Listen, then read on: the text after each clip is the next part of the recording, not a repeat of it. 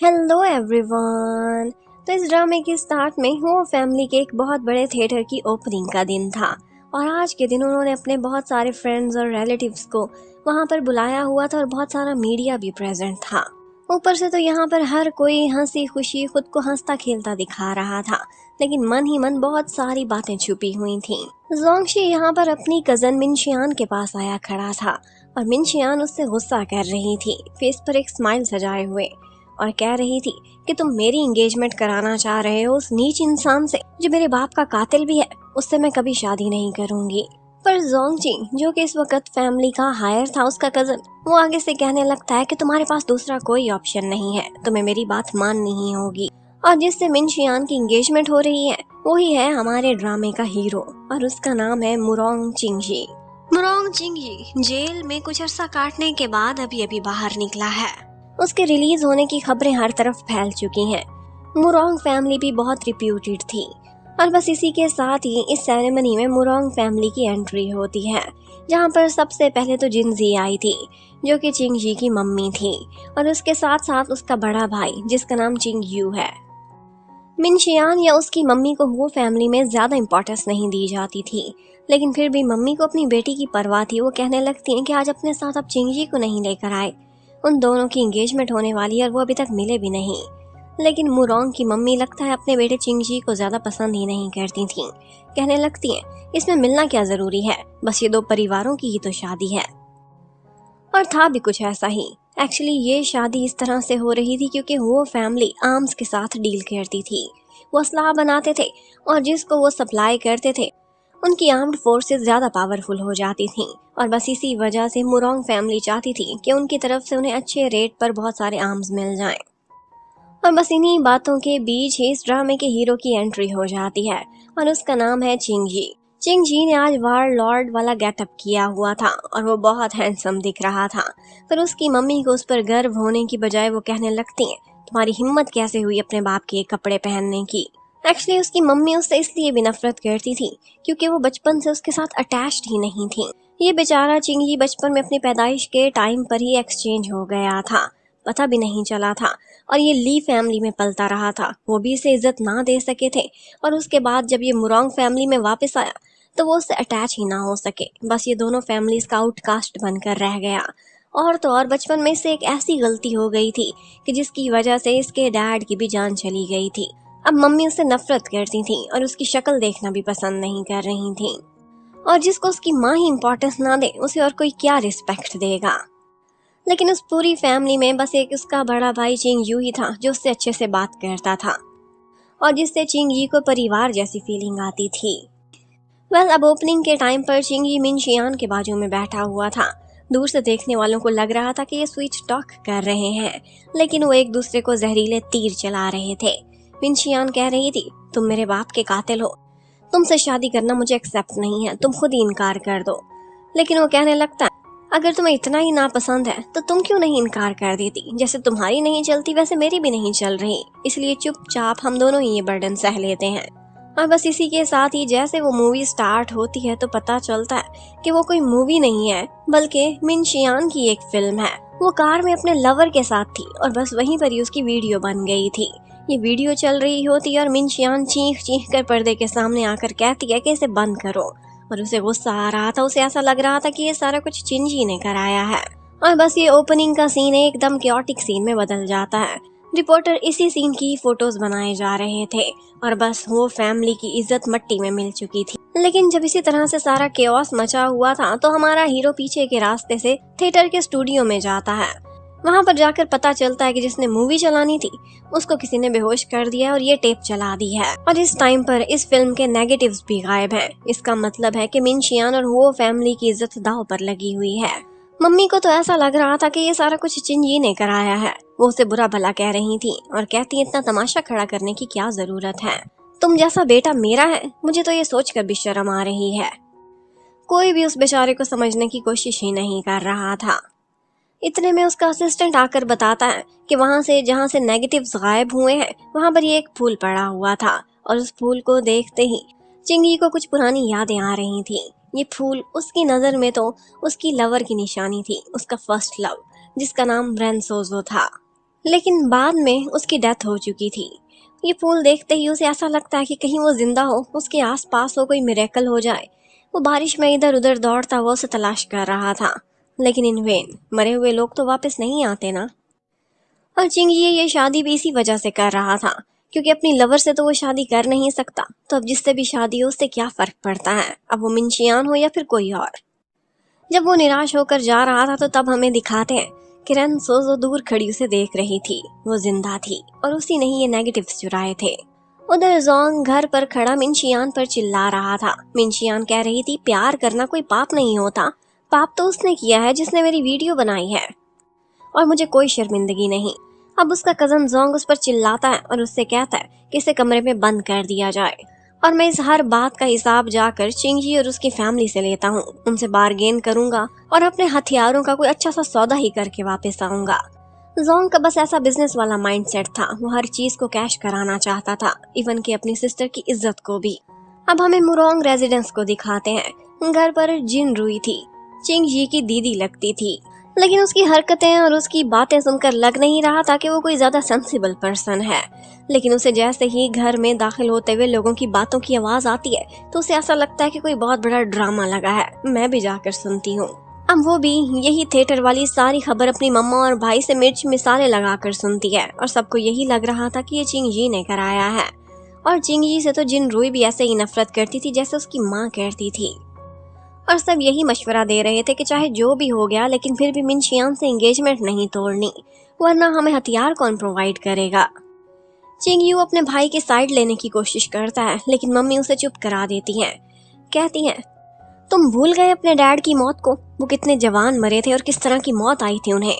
वो एक वार लॉर्ड थे और उन्हें एक अच्छी मौत मरना चाहिए था। ये सारी गलती तुम्हारे भाई चिंगजी की है। काश वो हमारा खून ही ना होता, और अगर था भी तो भी हमें सारी जिंदगी पता ही ना चलता कि वो बचपन में पैदा होते ही एक्सचेंज हो गया था। जबकि दूसरी तरफ हमें चिंगजी को दिखाते हैं वो बहुत कैपेबल था।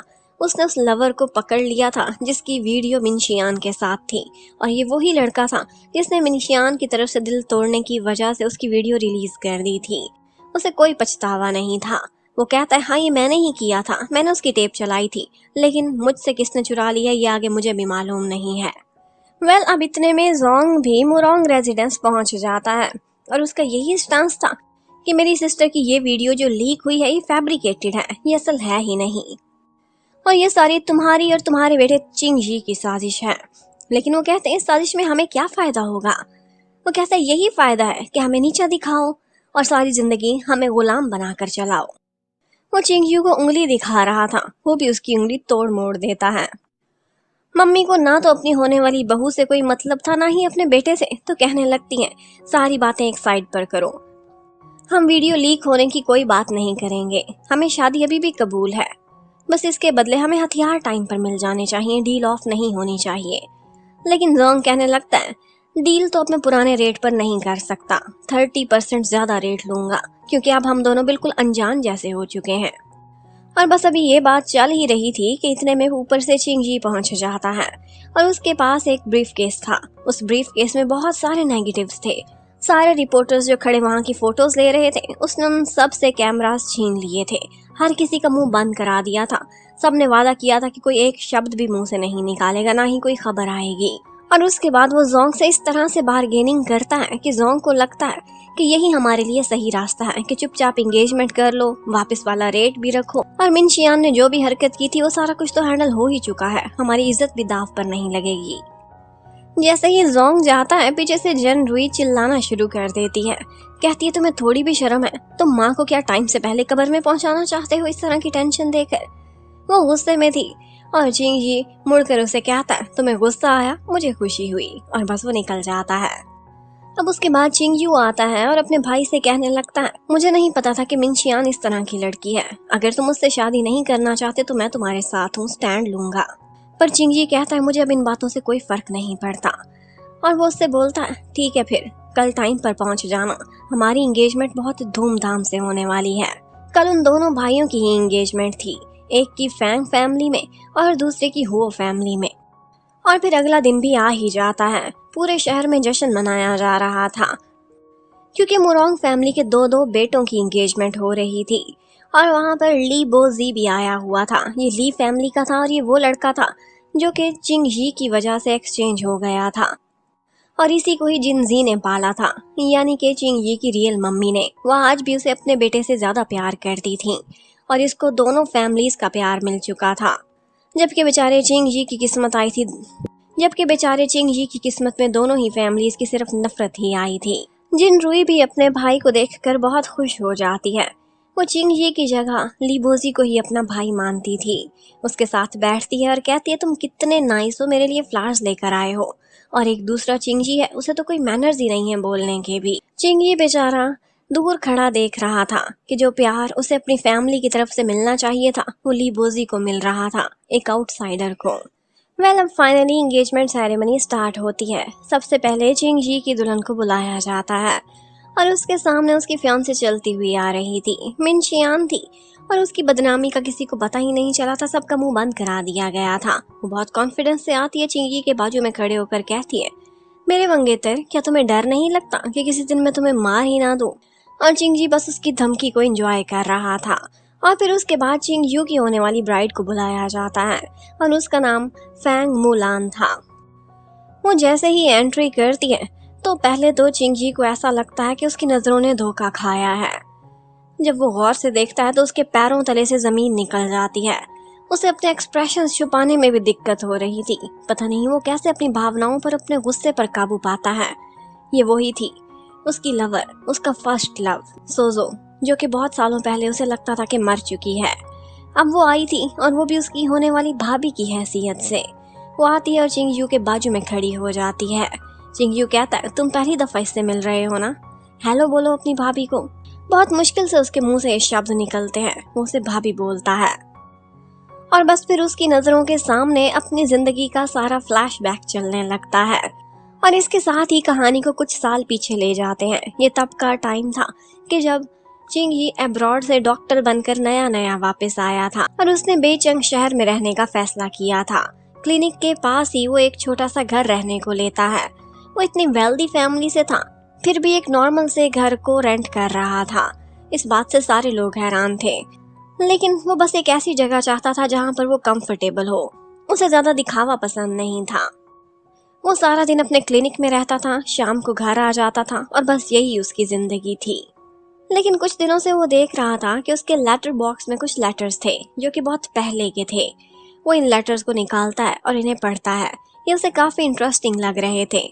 ऐसा लग रहा था कि एक सेंटेड स्टेशनरी पर किसी लड़की ने ही लिखे होंगे, लेकिन उसमें बहुत अजीब सी लैंग्वेज थी। ऐसा लग रहा था कि जैसे वो लड़की किसी पर अपना गुस्सा निकाल रही हो। शायद किसी ने उससे कर्जा लिया था, वो उससे बहुत बुरी बुरी बातें बोल रही थी। चिंग जी जब इन लेटर्स को गौर से देखता है तो उसे समझ आता है कि किसी को बुरा भला नहीं कह रही, बल्कि इसमें कुछ कोड वर्डिंग है और वो कोड वर्डिंग वो पकड़ लेता है। वो आंसर में लिखता है कि तुम जिसको तलाश कर रही हो वो यहाँ पर नहीं है और मैं यहाँ पर नया नया मूव इन हुआ हूँ। Wish you best of luck.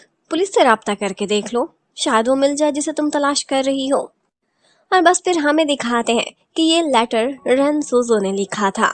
सोजो उस टाइम पर डॉक के आसपास ही लोगों की स्केच बनाने का काम किया करती थी और जो कोई भी स्केच उससे बनवाता था वो कहीं ना कहीं दूर से ट्रैवल करके आता था।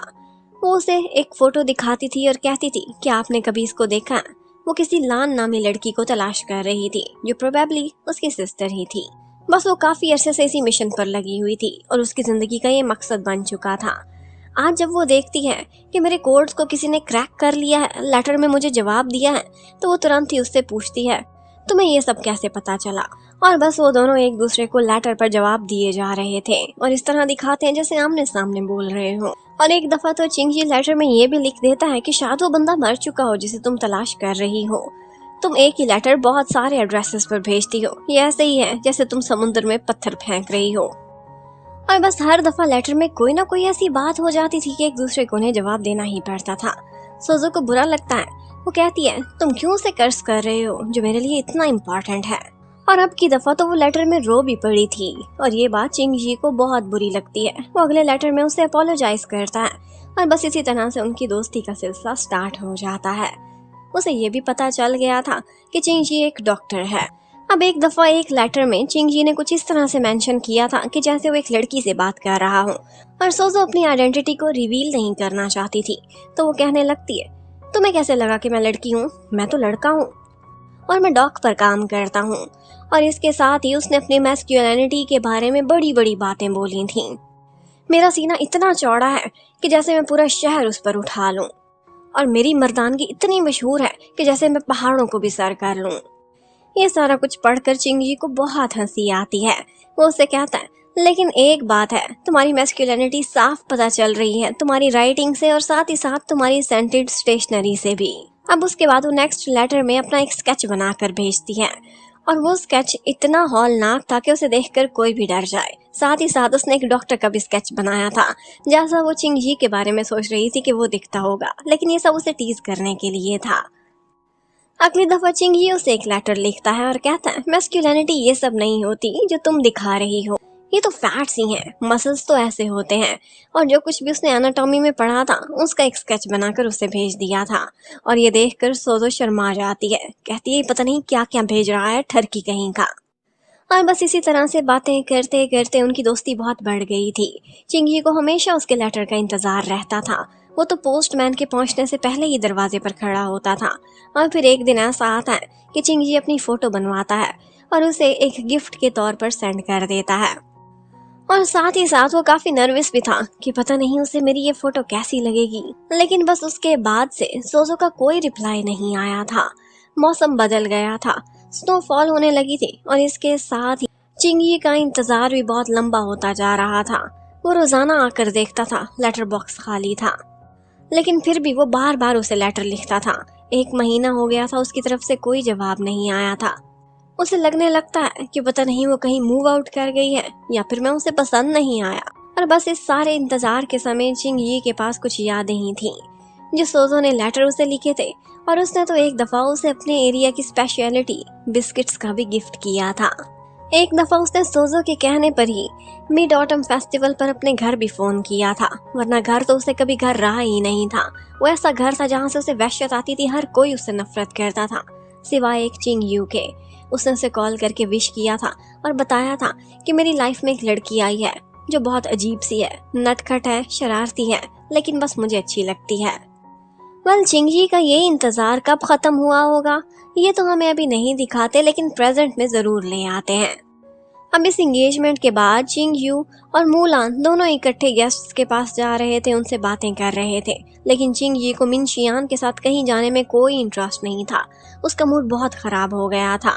वो सोजो के इस बदले हुए नाम और उसके रंग ढंग को देखकर ही हैरान था। वो उसकी लाइफ में उसकी भाभी बनकर आ रही है, उससे एक्सेप्ट नहीं हो रहा था। अब इतने में जब सेरेमनी ओवर होती है गेस्ट, तो चिंगयू चिंगजी के पास आता है, कहता है तुम्हें मिनशियान के साथ सपोर्ट बनकर चलना चाहिए था, एक जेंटलमैन ऐसा ही होता है। लेकिन चिंगजी को मिनशियान में कोई इंटरेस्ट नहीं था। वो कहने लगता है तुम्हें ये भाभी कहाँ से मिली, तुम इसे जानते ही कितना हो, बस अपनी लाइफ के बारे में ज्यादा सोचो। मुझे तो ऐसा लगता है कि ये लड़की जो तुम्हारे बाजू में थी ये मिनशियान से भी ज्यादा खतरनाक थी। चिंगयू कहता है तुम ऐसा क्यों सोच रहे हो, फैंग फैमिली वालों ने मुझे देखा था, उनको मैं अच्छा लगा तो बस उन्होंने रिश्ते की बात कर दी। और वैसे भी मुलान से मेरी काफी दफा लेटर्स पर बात हुई है, वो बहुत ही काइंड पर्सन है। लेटर्स पर बात हुई है? चिंगी का दिल कट के रह जाता है। यानी कि लेटर्स पर इसने जिस तरह से मुझसे बात की थी मैं स्पेशल फील करता था, पर इसके लिए मैं स्पेशल नहीं था। बहुत से ऐसे लोग होंगे जिनसे ये लेटर पर बात करती थी। वो उसे बताने ही वाला था कुछ कि इतने में मुलान ऊपर से आ जाती है और कहती है कि आज पहली दफा मैं चिंगी से मिल रही हूँ और इसके लिए मेरे पास एक गिफ्ट है। वो ब्रीफ केस ओपन करती है और उसमें वही मिनशियान की वीडियो टेप थी। वो कहती है ये ओरिजिनल कॉपी है, किसी ने चुरा ली थी और मैंने अपनी फैमिली से कहकर अपनी पावर्स के थ्रू ये वापस हासिल कर ली है। आई थिंक तुम्हें ये गिफ्ट पसंद आएगा। लेकिन ये तो चिंगी ही था जो अच्छे से जानता था कि इसे चुराने वाली भी और कोई नहीं, यही सुजू या मुलान, जो भी नाम दे वही थी। और फिर उसके बाद मुलान बहुत प्यार से चिंगयू के बाजू में बैठी हुई थी और उसके बाजू में हाथ भी डाला हुआ था। चिंगी को गुस्सा आ रहा था। वो कहने लगता है चिंगयू तुम कितने नोबल हो, जेंटलमैन हो, और ये भाभी, मेरी नई वाली भाभी तुम्हारे साथ बहुत सूट करती है। तुम दोनों मेड फॉर ईच अदर हो ना। मैं एक नीच इंसान और मेरे साथ वो गिरी हुई मिनशियान, हम दोनों भी मेड फॉर ईच अदर हैं। वो गुस्से में ये सारा कुछ बोल रहा था क्योंकि उसे फैमिली में हर कोई नीच ही कहा करता था। पास्ट का सीन दिखाते हैं। सोजो के पास चिंगी की फोटो आ गई थी और उसे वो दिखने में बहुत अच्छा भी लगा था, लेकिन फिर अचानक से उसे कहीं से इंफॉर्मेशन मिल जाती है। उसे ये तो पता था कि उसकी सिस्टर बाईचैंग में है, लेकिन कहाँ है अब इसकी इंफॉर्मेशन भी मिल चुकी थी। वो हु फैमिली के यू स्टेट वाली जगह पर थी, लेकिन वहाँ पर बहुत ज्यादा गार्ड्स होते थे, कड़ा पहरा था, वो आसानी से नहीं जा सकती थी। पर फिर भी उसने अपने शहर से हर चीज पैकअप कर ली थी और सफर करके बाईचैंग सिटी पहुंच चुकी थी। अब वो वहाँ जाकर देखती है, पर उसे नहीं लगा था कि वो अंदर एंटर हो पाएगी। एक जगह से वो अंदर झांक रही थी कि यहीं पर ही उसे चिंगी दिखाई देता है। वो वहाँ पर किसी का ट्रीटमेंट करने के लिए आया था। वो तो उसे दूर से देखते ही पहचान गई थी। बाद में एक पेड़ में छुपने की कोशिश कर रही थी ताकि चिंगी उसे ना देख ले, लेकिन उसने भी नोटिस कर लिया था। वो दूर से आवाज देकर कहता है, तुम्हें पता है कि अगर तुम यहाँ से गिरी तो तुम्हारी कौन कौन सी हड्डी टूटेगी, और उसे 4-5 हड्डियों के नाम डिटेल्स में बता देता है। अब ये बताकर वो वहाँ से मुड़ ही रहा था, उसे सोजो की आवाज आती है जो कह रही थी, वाकई तुम कितने अच्छे डॉक्टर हो। ये सुनते ही वो मुड़ता है कि इसे कैसे पता चला कि मैं एक डॉक्टर हूँ, और बस इतने में वो डिस्ट्रैक्ट हुई थी और पेड़ से नीचे गिर गई थी। वो जाकर उसे संभालता है और ये था उन दोनों का पहला आमना सामना। वो दोनों ही बहुत अच्छे लग रहे थे और एक दूसरे की नजरों में खो चुके थे। पता नहीं क्यों, लेकिन चिंगी को फीलिंग्स आती हैं कि ये वही लड़की है, सोजो। वो कहने लगता है, मैंने तुम्हारे लेटर्स के जवाब का कितना इंतजार किया था। जब वो कुछ नहीं बोलती तो उसे लगता है शायद किसी गलत पर्सन को कह दिया था। वो मुड़ने लगता है तो वो उसे रोक कर कहती है, तुम गैस करो कि मेरी कौन सी हड्डी टूटी होगी। अगर तुमने ठीक जवाब दिया तो तुम्हारे हर लेटर का जवाब तुम्हें मिलेगा। और बस ये सुनते ही वो दोनों हड्डी टूटने को तो भूल ही गए थे, लेकिन उन दोनों के फेस पर स्माइल आ गई थी। अब उसके बाद वो सोजो को अपने साथ लेकर जाता है। उसके पैर में और हाथ में चोट आई थी, वो उसका ट्रीटमेंट कर रहा था। वो उससे पूछता है, तुम किसे ढूंढ रही थी, क्या बाईचैंग में वो तुम्हें मिल चुका है, और तुमने मुझे पहचाना कैसे। वो पहली बात का जवाब नहीं देती, शायद वो सीक्रेट रखना चाहती थी, और इसीलिए इस बात का जवाब लेने के लिए चिंगी ने भी ज्यादा जोर नहीं दिया था। लेकिन दूसरी बात का जवाब देती है। उसकी पॉकेट में अभी भी चिंगी की फोटो थी। वो कहती है, तुम्हारा चेहरा और तुम्हारे चेहरे पर ये तिल आसानी से भूलने वाला नहीं है। और इसके साथ ही उसने फोटो के पीछे कुछ शेर व शायरी भी की हुई थी, जो देखते ही चिंगी का दिल धड़कने लगता है। वो भी उसके लिए कुछ ऐसी ही फीलिंग्स रखती थी जैसे वो सोजो के लिए रखता था। अब उसके बाद वो दोनों इकट्ठे बैठते हैं और मिलकर स्वीट पोटैटोस भी खाते हैं। वो लोग जिस एरिया में रहते थे, यहाँ पर सर्दी बहुत ही लंबी जाती थी और आज भी स्नोफॉल हो रही थी। बातों ही बातों में सोजो उसे कहने लगती है, तुम्हें पता है मेरी फैमिली जंतियान फ्लावर उगाने का काम करती है और तुमने मेरा ट्रीटमेंट किया है, इसके थैंक्स के तौर पर मैं भी तुम्हें ये फ्लावर्स उगाना सिखा सकती हूँ। वो कहता है, अच्छा ये बात है, हमारे एरिया में तो ये फ्लावर्स उगना बहुत मुश्किल है। लेकिन वो बोलती है, मेरी टिप्स के बाद नहीं। और वो भी कहता है कि मेरी भी एक विश है कि मैं तुम्हें टैंगो डांस करना सिखाऊं। और बस इसी तरह से उन दोनों ने ये समय बहुत अच्छे से एक साथ गुजारा था और इसी तरह से 2 महीने गुजर चुके थे। सोजो का पैर, उसका हाथ दोनों ठीक हो गए थे। एक दिन जब चिंगी क्लिनिक जा रहा था तो वो उससे कहने लगती है, जब स्नोफॉल रुकी तो शायद मैं भी यहाँ से लौट जाऊंगी। तुम्हारे घर में कुछ लंबी ही मेहमान बनकर बैठ गई थी। चिंगी का बहुत मन करता है कि उसे रोके, लेकिन उसे समझ नहीं आ रही थी कि अभी किस रिश्ते से रोके। क्या उसे रोकने का वो अधिकार भी रखता है। वो उसे इतना जरूर कहता है कि इस घर को अपना घर समझो, इतनी भी क्या जल्दी है। और फिर उसके बाद उसे छाता देकर चला जाता है। कहता है कि आज रात को मेरी एक इम्पोर्टेंट सर्जरी भी है, मैं लेट आऊंगा। अब थोड़ी देर बाद स्नोफॉल रुक चुकी थी। सोजो घर से सामान पैक करती है और वहाँ से जाने वाली थी कि कुछ लोगों को बात करते हुए सुनती है। आज रात पावर सप्लाई का कोई इश्यू हो जाना था जिसकी वजह से ब्लैकआउट होने वाला है। वो परेशान होती है कि वो सर्जरी कैसे कंप्लीट करेगा और बस उसकी हेल्प का फैसला करती है। सर्जरी के बीच जब लाइट चली जाती है, थिएटर की ट्रांसपेरेंट वॉल्स के पीछे बहुत से लोग पहुंच चुके थे जिनका चिंगी ने खुद ट्रीटमेंट किया था। वो सब कैंडल्स लेकर आए थे और वहां पर रोशनी हो गई थी, जिसकी वजह से वो अपनी सर्जरी बहुत अच्छे से परफॉर्म करता है। वो सारे लोग बताते हैं कि हमें एक एक को जाकर सोजो ने कहा था कि आपकी हेल्प करें। तो बस अपना ऑपरेशन कंप्लीट करते ही वो भागता हुआ जाता है। मार्केट से गुजर रहा था, जगह जगह सोजो को बुला रहा था, लेकिन भीड़ में उसे ढूंढने की कोशिश कर रहा था, नाकाम रहा था। और फिर सोजो उसे देख लेती है। उसका एक दफा तो दिल करता है कि वो रुक जाए, लेकिन फिर नहीं रुकती। लेकिन इन दी एंड लगता है कि किस्मत में उनका मिलना लिखा हुआ था। एंड टाइम पर लाइट आ जाती है और वो अंधेरे में खड़ी सोजो को लाइट आने की वजह से देख लेता है और भागता हुआ उसके पास जाता है। वो पहले तो उसका थैंक्स करता है कि आज तुमने मेरी बहुत हेल्प करी, और साथ ही साथ दिखाता है कि देखो, जेंटियन फ्लावर्स का पहला पौधा मैंने अपने फ्रेंड से मंगवा लिया है। अब इसके ऊपर तुम मुझे फूल उगाना सिखाओ। मैं तुम्हें रोकना चाहता था, लेकिन सुबह तो हिम्मत नहीं जुटा पाया था। उसने अपनी फैमिली की तरफ से कभी प्यार नहीं देखा था, तो अपनी लाइफ में पहली दफा किसी के इतना क्लोज हुआ था। ये प्यार वाली फीलिंग्स उसके मन में फूल खिलाए जा रही थी। सोजो का मन कर रहा था रुकने को, लेकिन फिर उसे अपना मिशन याद आ जाता है। वो जाने लगी थी, लेकिन वो उसे रोकता है और कहता है, मुझे पता है तुम्हारी मजबूरी है, तुम्हारा कोई काम है जो तुम मुझे बताना नहीं चाहती, लेकिन फिर भी मैं चाहता हूँ कि तुम रुक जाओ। और बस इतने में स्नोफॉल स्टार्ट हो जाती है। उसने तो कहा था कि स्नोफॉल रुकने पर जाऊंगी, अब फिर से स्टार्ट हो गई है तो उसे रुकना ही पड़ेगा। और बस स्नोफॉल को देखते ही चिंगजी के फेस पर स्माइल आ जाती है। वो जाते ही उसे किस कर लेता है, और इस तरह से उसने अपनी फीलिंग्स कन्फेस कर दी थी। फिर हमें प्रेजेंट में ले आते हैं। ये सारा कुछ था जो सोजो याद कर रही थी, और साथ ही साथ अपने मन में ये कह रही थी, चिंगजी मुझे माफ कर देना, मैं तुम्हारे सामने दोबारा आई हूँ, तुम्हारा फिर से दिल दुखाया है, ये सब कुछ करने के पीछे मेरी मजबूरी है। और बस इतने में चिंगजी भी उसके पीछे आ जाता है। उसे मुलान नहीं बल्कि सोजो कह रहा था। वो कहती है कि मैं इस नाम को नहीं जानती, पर वो उसे वही जेनिटान फ्लावर दिखाकर कहता है कि ये भी तुम्हें याद नहीं है, पर वो प्रिटेंड कर रही थी। तो अब उसे गुस्सा आ जाता है। वो उसे ऊपर बिठाता है और फिर उसे किस कर लेता है। कहता है, याद है हमारी पहली किस? ये भी बिल्कुल वैसी ही है। क्या अभी भी तुम्हें कुछ याद नहीं है? तुम कितना नाटक करोगी? पर वो उसे एक थप्पड़ लगा देती है।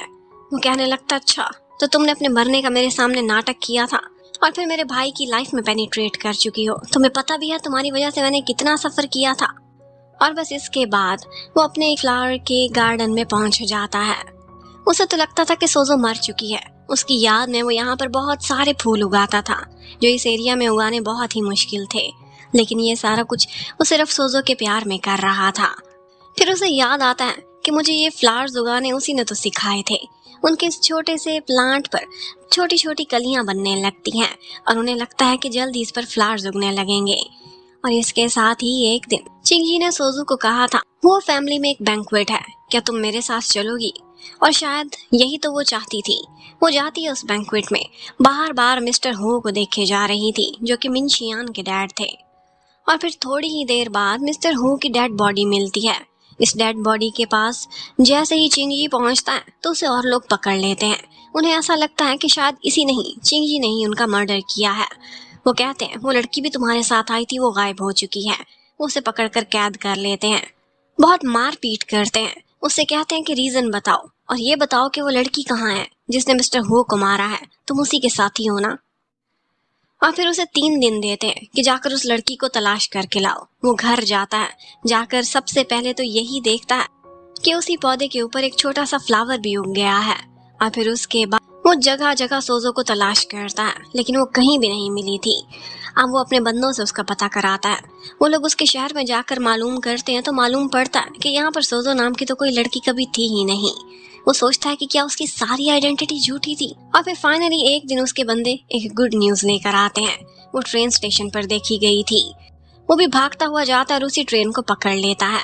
ट्रेन अब तो चल चुकी थी। वो सोजो को आवाज देता है तो वो घबरा जाती है। उसे लगा था ये मुझ पर गुस्सा करेगा, लेकिन गुस्सा नहीं करता, बल्कि वो उसे गले लगा लेता है, पूछता है तुम ठीक हो ना?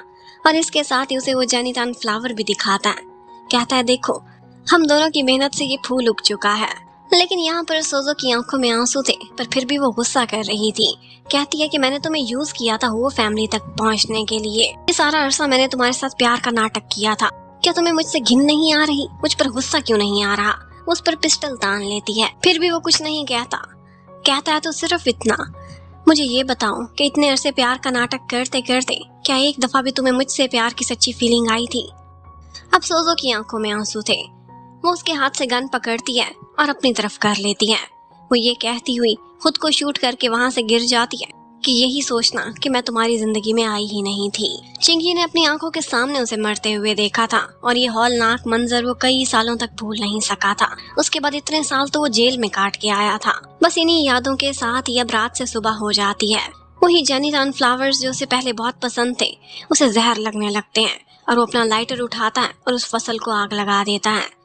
वही बाग जो उसने इतने प्यार से इतनी मेहनत से उगाया था, अब उसको रखने की कोई जरूरत नहीं थी, क्योंकि ये ऐसा था जो पहले किसी की याद दिलाता था, बहुत सा दिला रहा था। और बस वो इस राख से गुजरते हुए चला जाता है ये सोचकर कि मैं तुम्हारा असली चेहरा सबके सामने लाऊंगा, मैं अपना सारा हिसाब बराबर करूंगा।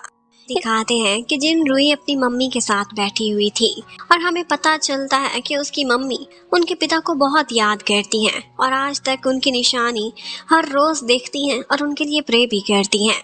और मम्मी यहाँ पर उसे कुछ मैनर्स सिखा रही थी, बताती हैं कि नोबल फैमिलीज की गर्ल्स को कैसे बोलना चाहिए, कैसे एटिकेट्स हैं जो लाजमी फॉलो करने होंगे। और यही बातें जब वो रूही को सिखा रही थी तो खुद सीखने की बजाय वो तुरंत ही अपने भाभी के बारे में बोलने लगती है। कहती है कि ये मुलान अभी तक क्यों नहीं पहुंची, क्या इसे पता नहीं है कि इसे पहुंचना है और यहाँ हर चीज का ख्याल रखना है। मुझे नहीं लगता कि जो एटिकेट्स आप मुझे सिखा रही हैं वो मुलान में होंगे। और बस वो सारे लोग अपनी भाभी जो कि अब इसी शहर में आ चुकी थी उसके घर में शिफ्ट होने का इंतजार कर रहे थे। इतने में भाभी तो पहुंचती नहीं है, उससे पहले ये एक और सुंदर सी लेडी वहां पहुंची हुई थी जो इंग्लिश बोल रही थी, लेकिन वो जर्मन थी। और यहाँ पर वो सब कुछ चेक करने के लिए आई थी कि ये जगह मुलान के ठहरने के लिए ठीक है भी कि नहीं। और उसने साथ में बस 2-4 सूटकेस ही उठाए हुए थे। ये देखकर जिनरुई मजाक उड़ाने लगती है, कहती है कि नोबल फैमिली की लड़की है और बस उसे गुजारे के लिए इतना ही सामान चाहिए। और इस बात पर तो वो जर्मन लेडी भी हंस पड़ती है। और फिर जैसे ही जिनरुई उन्हें रास्ता देती है तो पता चलता है कि उसकी भाभी बहुत सारा सामान अपने साथ लेकर आई है, जिसमें बहुत ही प्रेशियस पीसेस और एंटीक्स भी शामिल थे।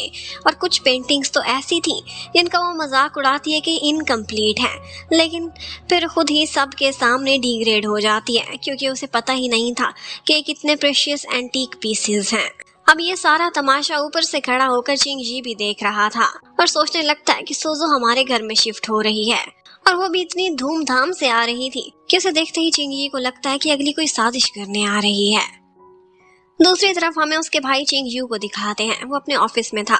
एक्चुअली वो एक एविएशन स्कूल चलाता था और इस स्कूल को चलाने के लिए उसे बहुत फंड्स की और नोबल फैमिलीज की सपोर्ट की जरूरत थी। उसने अपनी ओपनिंग सेरेमनी में बहुत सारे नोबल गेस्ट्स को बुलाया था, लेकिन वहाँ की 2-3 बड़ी फैमिलीज आने से इनकार कर देती हैं कोई बहाना लगाकर, इसीलिए वो काफी परेशान हो जाता है।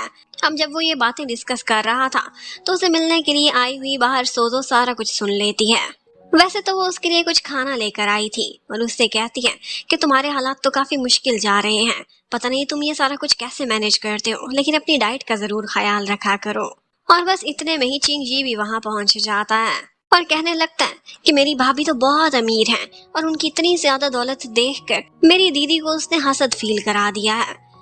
तुम ऐसे ही मेरी दीदी को एनॉय करती हो जैसे मैं करता हूँ। चलो अच्छा है, एक बात तो सिमिलर हुई तुम में और मुझ में।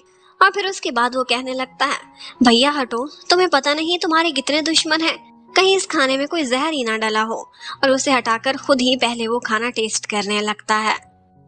उसे वो खाना काफी अच्छा लगता है तो कह रहा था कि इसका मतलब है भैया मुझे अक्सर ही आना पड़ेगा अब आपके ऑफिस में आपका खाना चुराने के लिए। अब जैसे ही वो वहां से जाने वाली थी तो चिंगी उसे रोक लेता है, कहता है हम लोग फैमिली मेंबर्स हैं, मैं भी उसी घर में जा रहा हूँ जिसमें तुमने जाना है, तो क्यों ना मैं तुम्हें लिफ्ट दे दूं। वैसे भी बात करते जाएंगे, रास्ता कट जाएगा और हम एक दूसरे को जानने भी लगेंगे। अब वो गाड़ी में जा रहे थे, बारिश स्टार्ट हो जाती है और यही सही चिंगी टॉन्ट करना भी शुरू कर देता है। लास्ट टाइम जो कुछ उनकी एंगेजमेंट पार्टी के बाद हुआ था, सोजो ने तब ये कहकर उसे पीछे भेज दिया था कि मैं पहली और आखिरी दफा माफ कर रही हूँ, किसी को नहीं बताऊंगी क्योंकि मुझे लगता है कि तुम ड्रंक हो। और बस अब भी वो ऐसे ही प्रिटेंड करती है कि जैसे वो किसी सोजो को नहीं जानती। वो उससे कहता है क्या तुम कभी बाई चंग गई हो? वो कहती है कभी भी नहीं। तो वो बताने लगता है कि वहां पर मेरी एक बहुत ही स्पेशल फ्रेंड बनी थी, लेकिन फिर वो फ्रेंड इस दुनिया से चली गई। तुम्हें क्या लगता है मरे हुए लोग वापस आ सकते हैं? वो कहती है कभी भी नहीं। वो कहने लगता है और अगर वो कभी वापस आ भी गई तो मैं मेक श्योर करूंगा कि मैं उसे नर्क तक पहुंचाऊं, क्योंकि उसकी वजह से मैं 3 साल जेल काट के हटा हूं।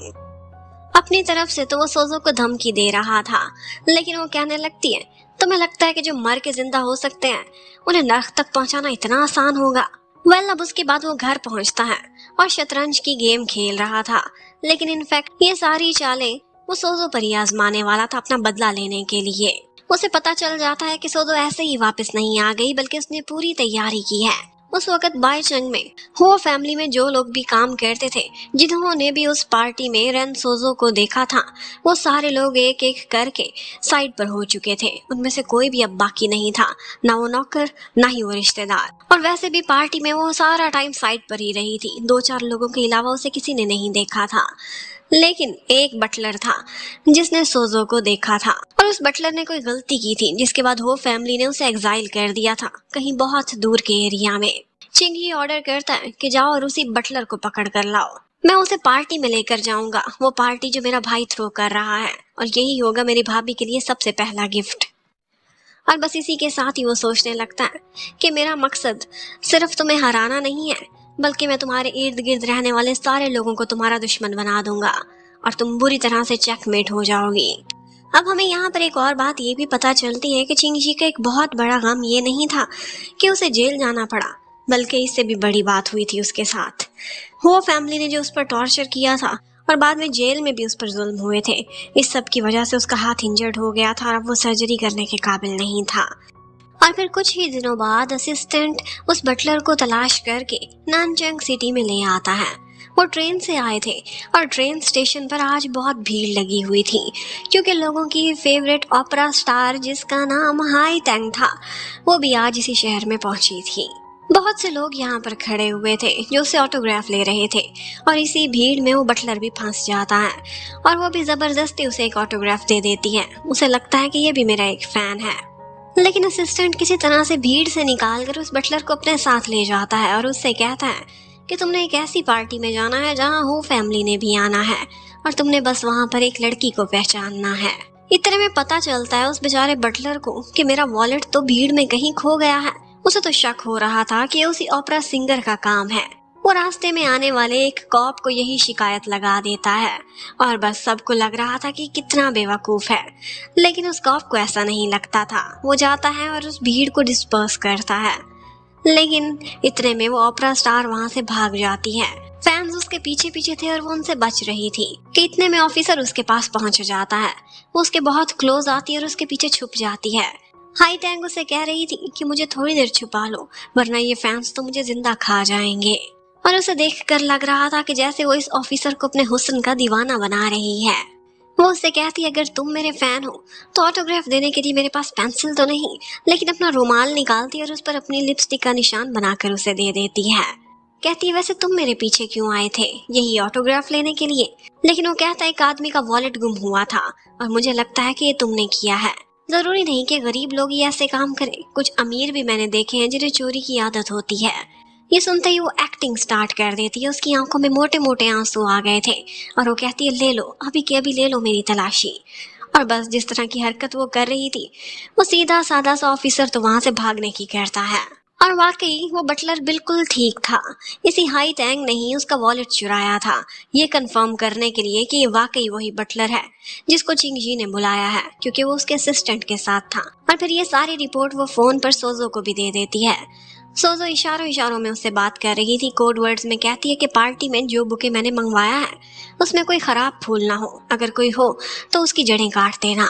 उसे फोन पर बातें करते हुए चिंगजी सुन लेता है और कहता है अच्छा तुम बड़ी तैयारियां कर रही हो पार्टी की, पार्टी में तुम्हारे लिए एक सरप्राइज है मेरी तरफ से। और बस फिर हमें दिखाते हैं कि हाई टैंग ने एक स्नाइपर को अरेंज कर लिया था, और जैसे ही ट्रैफिक के बीच वो गाड़ी फंसती है जिसके आगे असिस्टेंट बैठा हुआ था, तो उसकी पिछली सीट पर बैठे हुए बंदे पर वो गोली चलवा देती है। और फिर थोड़ी ही देर बाद सोजो को एक कॉल आती है और उसे कुछ इन्फॉर्मेशन मिलती है। अब वो तुरंत ही किचन में जाती है, कहती है मैं एक स्पेशल रेसिपी तैयार कर रही हूँ, उसके लिए मुझे कुछ इंग्रेडिएंट्स लेने के लिए बाहर जाना है, और उसमें से एक इंग्रेडिएंट पपाया भी था। चिंगी ये सुन लेता है और कहता है हमारे यहाँ पपाया अच्छे नहीं मिलते, तुम जिसे पपाया समझ रही होगी वो ओरिजिनल नहीं होगा, मैं अपने असिस्टेंट को कहूँगा वो ओरिजिनल ले आएगा। और बस यहीं से ही हमें उनके कोड वर्ड्स की समझ आती है। उन्होंने जानबूझकर बटलर को एक मिलती जुलती गाड़ी में ट्रांसफर कर दिया था, और वहाँ पर कुछ भी नहीं था। जिसको गोली लगी थी वो सिर्फ कुशन्स पड़े हुए थे। और सोजो को पहचानने वाला बटलर आज भी सेफ था, और वो एन पार्टी के टाइम पर ही एंट्री करेगा।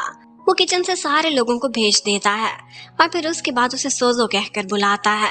वो कहती है मुझे कुछ समझ नहीं आ रही, तुम ऐसी बातें क्यों करते हो?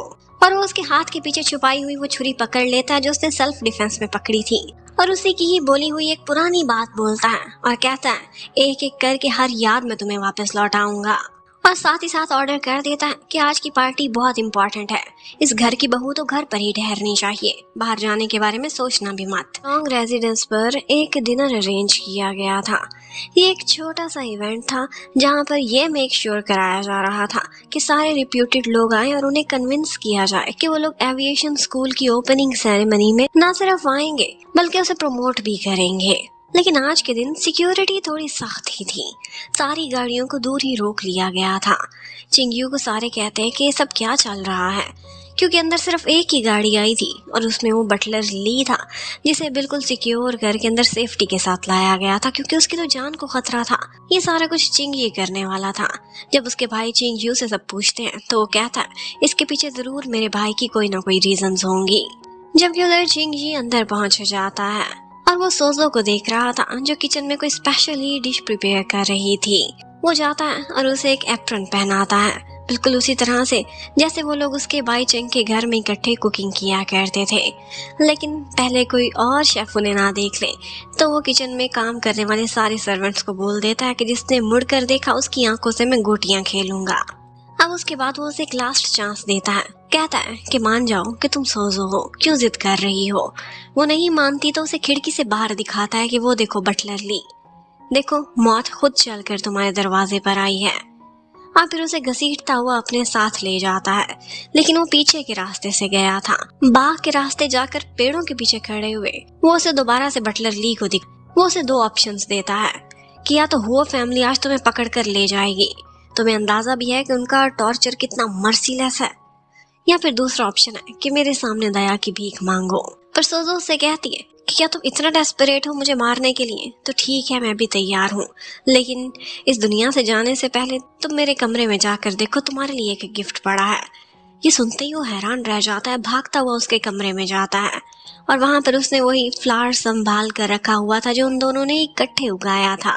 ये वही फ्लावर था जो मरते मरते उसने सोजो को दिया था और उसके बाद ये वहां पर गिर गई थी। उसने आज तक वो प्रिजर्व करके रखा हुआ था। इसका मतलब है कि उसे सारी यादें थी और वो वाकई सोजो थी। और फिर इतने में उसे शोर की आवाज आती है कि मुलान पानी में गिर गई है, यानी कि सोजो की जान को खतरा है। वो भागता हुआ जाता है और उसे पानी से बाहर निकालता है। थोड़ी देर पहले बटलर ली ने उसकी एक झलक देखी थी, पर अभी वो उसे पहचान नहीं पाया था। वो उसका फेस ना देख ले, इसीलिए चिंगजी उसका फेस छुपाए रखता है। कहता है, कैसे एक लड़की भीगी हुई है, एम्बैरस हो रही है, आप लोग अपनी नजरें इसके ऊपर से हटा लें। और फिर उसे अंदर ले जाता है। चिंगी को खुद समझ नहीं आ रहा था कि उसके साथ हो क्या रहा है। वो एक तरफ तो सोजो से बदला लेना चाहता था, लेकिन दूसरी तरफ उसे मरते हुए देख भी नहीं पा रहा था। वो जितना पत्थर दिल होने की कोशिश करता था वो उतना ही नरम पड़ जाता था। लेकिन वो फिर से किसी तरह से खुद को संभालता है और अपने आप को सख्त करने की कोशिश करता है। आता है उसके कमरे में और कहने लगता है कि आज का दिन तो तुम बच गई हो, लेकिन ये ना सोचो कि तुम अपनी साथियों के साथ मिलकर कोई और प्लान बना सकती हो। पर सोजो अपने किसी साथी को कॉल नहीं कर रही थी, बल्कि एक डॉक्टर को कॉल कर रही थी। और वो डॉक्टर ऑर्थोपैडिक रिहेबिलिटेशन में बहुत एक्सपर्ट था। वो उसे बुलाना चाहती थी ताकि चिंगजी के हाथ का ट्रीटमेंट हो सके। जब वो उसे कैरी करके आ रहा था तो उसने उसके हाथ पर लगी चोट देख ली थी। चिंगजी कहने लगता है कि मुझसे आगे बढ़ने की कोशिश ना करो, मैं खुद एक डॉक्टर हूँ और अच्छे से जानता हूँ कि किस हद तक मैं रिहेबिलिटेट हो सकता हूँ। चाहे जो मर्जी हो जाए, लेकिन इस हाथ से अब मैं सर्जरी नहीं कर सकता, इसलिए ट्रीटमेंट कराने का और कोई फायदा नहीं। सर्जरी कर सकूं या ना, लेकिन गन अच्छी चला लेता हूँ। उसकी ये बात सुनते ही एकदम से सोजो की आंखों में आंसू आ जाते हैं। वो कहने लगता है कि तुम्हें क्या फर्क पड़ता है, बेशक मैं डिसेबल ही क्यों ना हो जाऊं, तुम हो कौन मेरी। और वो भी कहने लगती है, मैं रो रही हूँ तो तुम्हें क्या फर्क पड़ता है, रोने दो ना मुझे। और फिर उससे कहने लगती है कि पहले तुम इतना गुस्सा नहीं करते थे, तुम्हारा मिजाज कितना बदल गया है। वो कहता है जो 3 साल प्रिजन में काट कर आया हो उसका मिजाज क्या खुश हो सकता है। और फिर वो सैड होकर उसे सॉरी बोलती है, लेकिन यहाँ पर चिंगी उसे दीवार से लगाता है और कहता है क्या एक सॉरी काफी है, वो 3 साल मुझे वापस लौटा सकती हो क्या। और बस वो अपना हेयर क्लिप निकालती है, उसका हाथ पकड़ती है और कहती है ठीक है फिर कर दो ना मुझे खत्म, हो जाए तुम्हारा बदला पूरा। लेकिन ये सीन देखते ही उसे वो लम्हा याद आने लगता है कि जब इतने साल पहले सोजो के हाथ में गन थी और उसने भी ये गन पकड़ी हुई थी। और वो जबरदस्ती वो गन खुद पर चला देती है। ये सारा कुछ वो दोबारा से बर्दाश्त नहीं कर सकता था। वो तुरंत ही अपना हाथ छुड़ाता है और उसे और भी गुस्सा आने लगता है। जाते जाते उससे कहता है कि मेरे सब्र का और इम्तिहान ना लेना, शांति से रहो, और कोई एक ट्रिक भी तुमने और खेली तो फिर बटलर ली किसी भी टाइम पर तुम्हें देखकर पहचानेगा और वो फैमिली को बता देगा। इसलिए चुपचाप मेरी साइड पर रहो, जैसा मैं चाहूँ वैसा ही करो। जबकि उधर जोंग भी आज पार्टी में आया हुआ था और वो यही बात जाकर मिंगशियान को बताता है कि तुम्हारा पुराना बटलर वहां पहुंचा हुआ था और उसको चिंगजी लेकर आया था। वो शायद किसी को पहचानने के लिए आया था। ये सुनते ही मिंगशियान को समझ आ जाती है। वो कहती है कि जरूर उस बटलर ने मेरे डैड के असल मर्डर को पहचानना होगा। वो कौन है? क्या उसने किसी को नहीं पहचाना? चिंगी क्या साजिशें चल रहा है, किससे डील कर रहा है? ये सारा तो मैं उंगलवा कर ही रहूंगी। और फिर वो किसी तरह से उसी पॉइंट पर पहुंच जाती है जहां पर बटलर ली को ठहराया गया था। वो अपने हो फैमिली के बंदों को भी साथ लेकर आई थी और फिर उस बटलर को अपने साथ पकड़कर ले जाती है। उससे कहती है कि हम सीधा जाएंगे मुरोंग रेजिडेंस और पता करेंगे कि वो कौन आदमी था जिसे तुमने पहचानना था। उधर मुरोंग फैमिली आज अपने एंसेस्टर हॉल गई हुई थी। यहाँ पर उनके ग्रैंड पेरेंट्स सबके मेमोरियल थे और वो लोग वहां पर कुछ पूजा करने की तैयारियां कर रहे थे। मम्मी को हमेशा ही डैड के जाने का दुख होता था और वो ये गुस्सा चिंगजी पर निकाल दिया करती थी। आज भी कुछ ऐसा ही था। चिंगी तो एक साइड पर आउटसाइडर्स की तरह खड़ा हुआ था कि इतने में वहां पर मिंगशियान एंट्री करती है बटलर के साथ। वो बटलर जैसे ही अंदर एंटर होता है तो यहाँ पर खड़ी हुई सोजो अपना चेहरा छुपा लेती है। मिंगशियान आते ही सबसे पहले तो चिंगी को नीचा दिखाती है, उसे बुरा भला कहती है और कहती है तुम्हारी औकात ही क्या है कि तुम मेरे पुराने बटलर को यहाँ पर लेकर आए थे। अब मम्मी जैसे ही ये बात सुनती है अपने बेटे की साइड लेने की बजाय मम्मी और जिनरुई दोनों ही चिंगी को डांटना स्टार्ट कर देती हैं। चिंगी मिंगशियान से कहता है कि हमारा एंसेस्टर हॉल है, यहाँ पर खड़े होकर तमाशा क्रिएट ना करो। हर फैमिली की कोई रिस्पेक्ट होती है, अगर यही हरकत मैं तुम्हारे घर पर आकर करूँ तो। और बस इस बात पर मिंगशियान उसका मजाक उड़ाती है, कहती है तुम तो दो फैमिलीज के हो ना, और ऐसे हो जिसको कोई भी फैमिली अपना मानती ही नहीं है। कौन है जो तुम्हें रखना चाहता है? ये तो मैं हूँ जो दया खाकर तुमसे शादी करने के लिए मान गई हूँ। मम्मी को चाहिए था कि वो चिंगी की साइड ले, लेकिन वो नहीं लेती। और फिर ऐसे मौके पर सोजो आगे बढ़ती है और एक थप्पड़ लगा देती है मिंगशियान के फेस पर। थोड़ी देर पहले वो अपना फेस छुपाए हुए थी। चिंगी पूछता है तुम में कैसे हिम्मत आई आगे आने की? वो कहती है तुम मुझे प्रोटेक्ट करो और तुम्हारे होते मुझे कोई फिक्र नहीं है। और इतने में देखते हैं तो बटलर ली ने बेशक सोजो को देख लिया था, लेकिन चिंगी के बंदों ने उसे पकड़कर गायब कर लिया था। ना सिर्फ उसे बल्कि मिंगशियान अपने साथ जो बंदे लेकर आई थी बॉडीगार्ड्स, वो भी वहां से गायब थे। और फिर उसके बाद चिंगयू आगे बढ़ता है। उसने तो गन ही निकाल ली थी। धमकी देता है मिंगशियान को और कहता है कि अगर आइंदा तुमने हिम्मत की कोई ऐसी हरकत करने की तो आज सिर्फ पिस्टल दिखाया है, आइंदा चल भी जाएगा। अब वो तो वहां से निकल ही गई थी, लेकिन बाद में मम्मी सारा गुस्सा चिंगजी पर निकालने लगती हैं। कहती है कि जरूर तुमने ही कुछ उल्टा सीधा किया है और तुम्हारी वजह से आज मुझे एंसेस्टर्स के सामने शर्मिंदगी हो रही है। नील डाउन हो जाओ। और फिर सजा देते हुए उसके ऊपर एक पीस ही गिरा रही थी कि इतने में सोजो आगे बढ़ती है और वो घाव खुद पर ले लेती है। अब चिंगजी तो बच गया था, लेकिन सोजो बेचारी जख्मी हो गई थी। अब उसको बैंडेज लगाने के बाद जब वो बैठी हुई थी तो उसके पास चिंगयू आता है और वो अपने फियांसी को यही कह देती है कि मुझे पता है तुम हमेशा से अपने भाई को प्रोटेक्ट करना चाहते हो, लेकिन मम्मी के आगे तुम्हारी नहीं चलती। मैंने बस इस घर के बड़ी बहू होने का फर्ज निभाया है एंड दैट्स ऑल। और फिर उसके बाद चिंगजी भी यहाँ पहुंच जाता है। वो उसके लिए कुछ शुगर कोटेड फ्रूट्स लेकर आया था, क्योंकि उसे हमेशा से याद था बाई चंग में जब वो उसके घर में रहती थी तो मेडिसिन लेने के बाद वो इस तरह के फ्रूट्स जरूर खाया करती थी।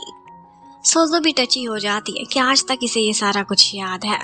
उसका दिल धड़क रहा था और ऐसा लग रहा था कि जैसे वो प्यार को चूज करेगी, लेकिन इतने में उसे कुछ पुरानी यादें आने लगती हैं। उस पर और उसके साथ की बहुत सारी गर्ल्स पर बहुत सारा टॉर्चर हुआ था और उसी का ही बदला लेने के लिए आज उसने इतनी लंबी प्लानिंग की हुई थी। वो सोचने लगती है कि मैं इतनी आगे तक आ गई हूँ, अब प्यार की वजह से अपने आप को डिस्ट्रैक्ट नहीं कर सकती। जबकि इतने में एक और बैड न्यूज आ जाती है और हमें पता चलता है कि मिंगशियान जैसे ही उनके घर से वापस लौटी थी तो वो कहीं गायब हो गई थी और उसका कुछ पता नहीं है।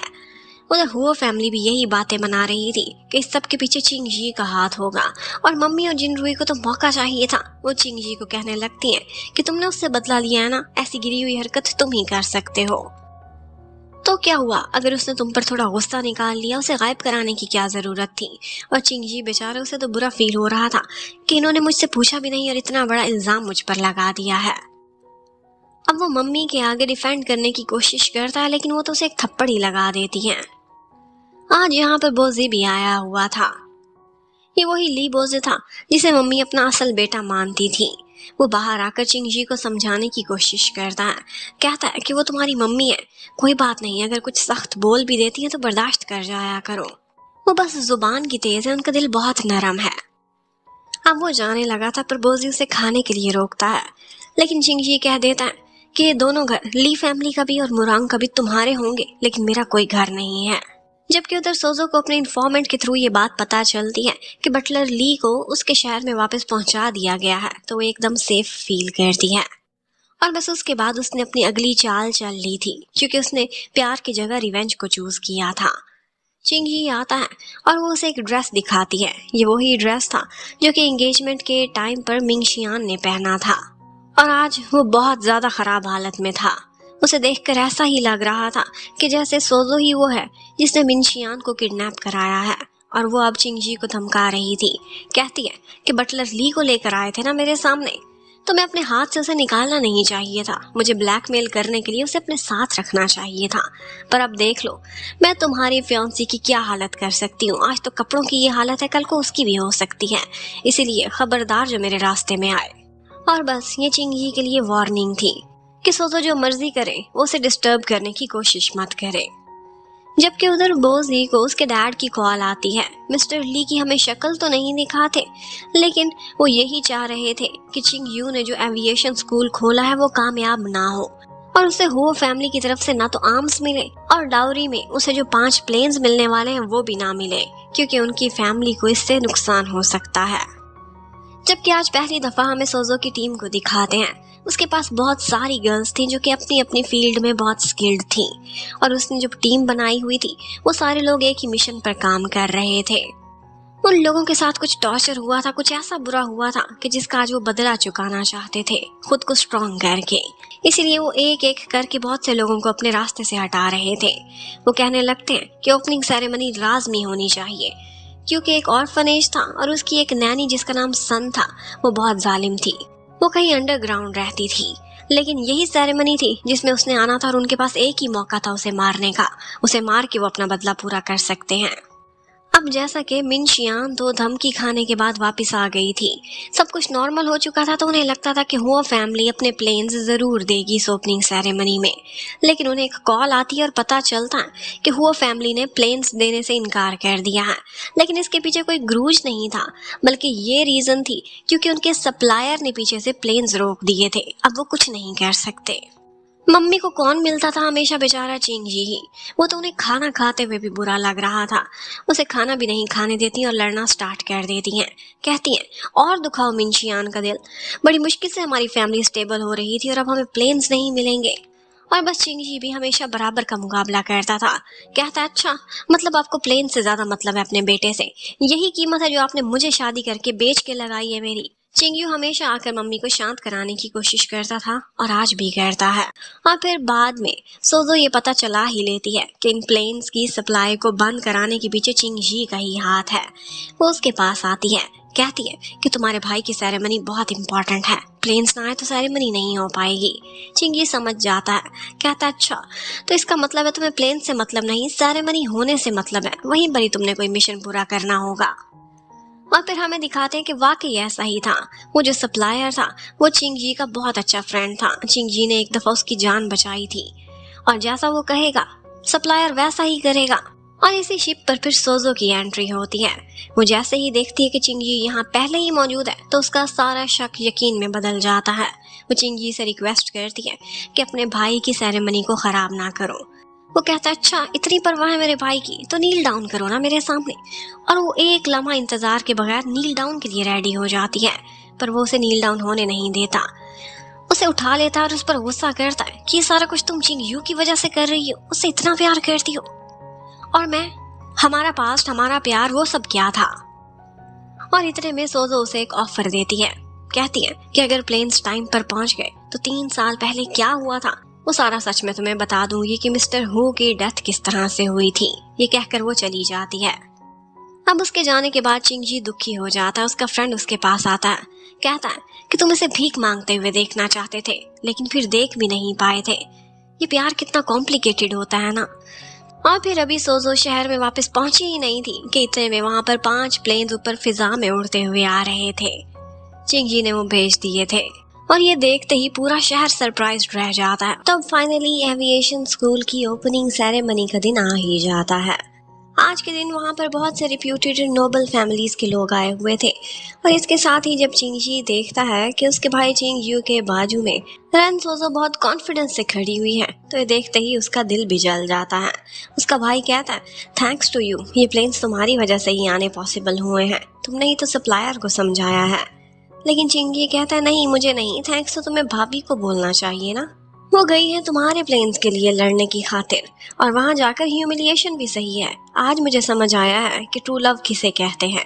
वो तो टॉन्ट कर रहा था और बस क्या करती, वो भी खामोशी से बर्दाश्त कर रही थी। और बस इतने में ही वहाँ उस ओपेरा सिंगर हाई टैंक की एंट्री होती है और फिर से हाई टैंक की मुलाकात उस कॉप से होती है। एक्चुअली वो कॉप बोजी ही था। वैसे तो एक बड़ी फैमिली से था लेकिन फिर भी देश की सेवा के लिए वो कॉप के तौर पर काम कर रहा था। आज भी इन दोनों का आमना सामना बिल्कुल ड्रामेटिक ही होता है और ऐसा लगता है कि जैसे फ्यूचर में जाकर इनका कपल बन ही जाएगा।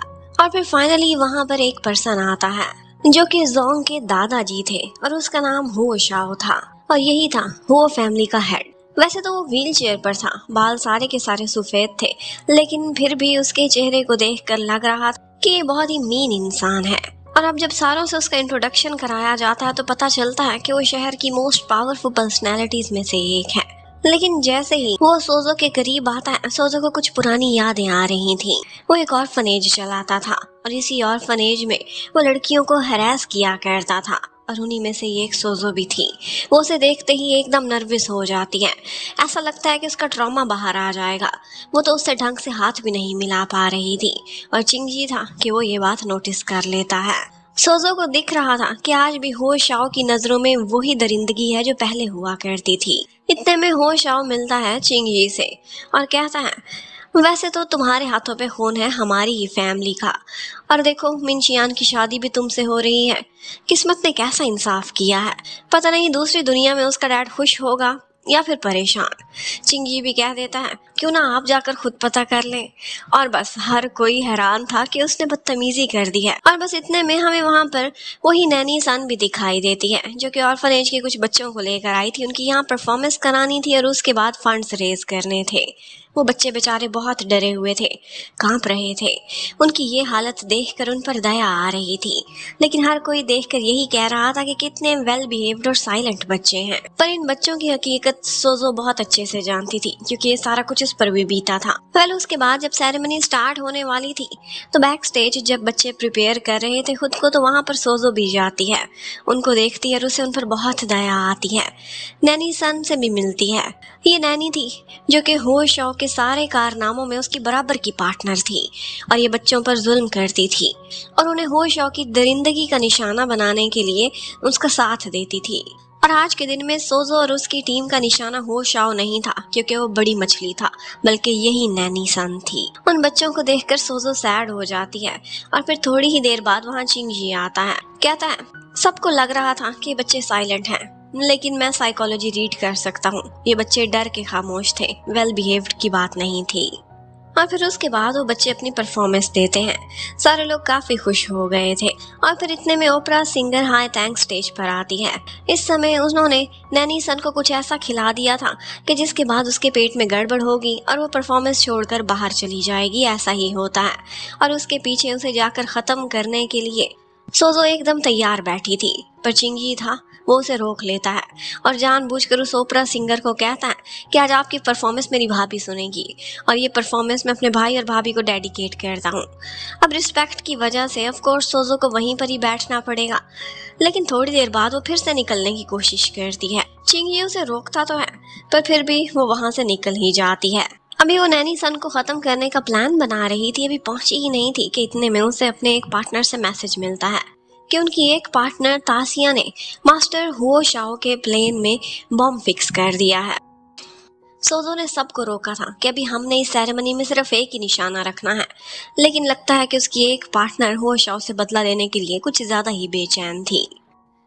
और इतने में वहां पर एक पायलट ही आती है, जो कि पायलट होने की वजह से कुछ ज्यादा ही सुंदर दिखाई दे रही थी। और ये चिंग यू के एविएशन स्कूल की फर्स्ट फीमेल पायलट भी थी। और बस उसे देखते ही वो शाओ की तो राल टपकने लगती है। वो उसे देखकर अपने फेस पर एक कमीनी सी स्माइल लेकर आता है और उससे कहता है कि मुझे रिस्पेक्ट देने के लिए ड्रिंक करो, लेकिन वो इनकार कर देती है। कहती है कि आपका प्लेन थोड़ी देर बाद मैंने ही उड़ाना है। मुझे नहीं लगता कि आप एक ड्रंक पायलट के साथ उड़ना पसंद करेंगे। और फिर उसके बाद चिंग यू वहां पहुंच जाता है और कहता है सॉरी, लेकिन इसके बिहाफ पर मैं ड्रिंक कर लेता हूँ।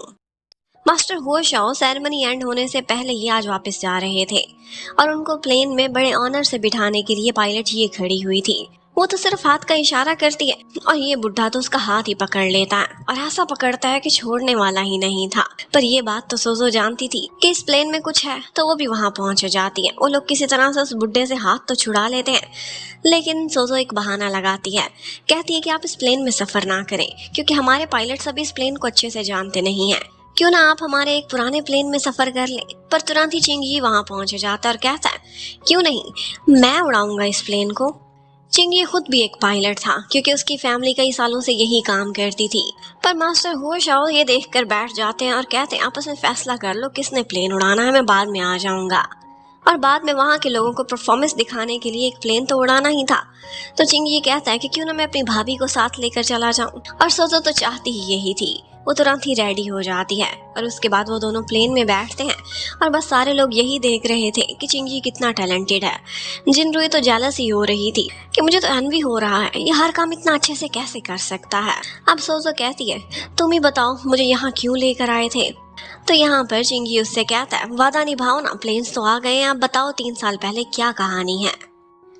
अब वो उसे बताती है कि जैसा कि तुम्हें पता है कि मैं लान को तलाश कर रही थी और इसी सिलसिले में जो लेटर्स लिखे थे वो तुम्हें मिल गए थे। और फिर थोड़े अरसे बाद मुझे मालूम पड़ा था कि लान के ट्रेसेस बाईचंग में मिले हैं, वो फैमिली के ये स्टेट घर पर। तो बस मैंने अपना सामान पैक किया और बाईचंग चली गई। तब मेरे जहन में तुम थे भी नहीं, मैं सिर्फ लान को तलाश करने गई थी। मैंने बहुत जख्म खाए थे, कई दफा उनके घर में घुसने की कोशिश की थी लेकिन निकाली गई थी और मुझ पर टॉर्चर भी हुआ था। लेकिन फिर भी मैंने हार नहीं मानी थी। एक दफा मैं पेड़ पर चढ़कर पीछे के रास्ते से अंदर घुसने की कोशिश कर रही थी कि तभी मैं गिर गई थी और तुमने मुझे संभाला था। और वो दिन जो मैंने तुम्हारे घर पर बिताए थे वो मेरी जिंदगी के सबसे सुंदर दिन थे। और फिर एक दिन मुझे पता चला कि तुम वो फैमिली के घर तक एक्सेस कर सकते हो। उससे पहले तुम्हें यूज करने का मैंने कभी सोचा भी नहीं था। और बस जैसे ही मैं तुम्हारे साथ उस बैंक्वेट में पहुंची तो ये पहला समय था कि जब मैं मिन चियान के डैड मिस्टर हुओ के सामने और लैन के इतने करीब पहुंच चुकी थी। और बस फिर मैं बैक डोर से लैन को तलाश करती हुई एक जगह पर पहुंच गई। लैन की हालत उस वक्त बहुत खराब थी, उसका मानसिक संतुलन भी ठीक नहीं लग रहा था। अब आगे की कहानी क्या होगी ये देखने के लिए stay connected. Thank you for watching, bye bye.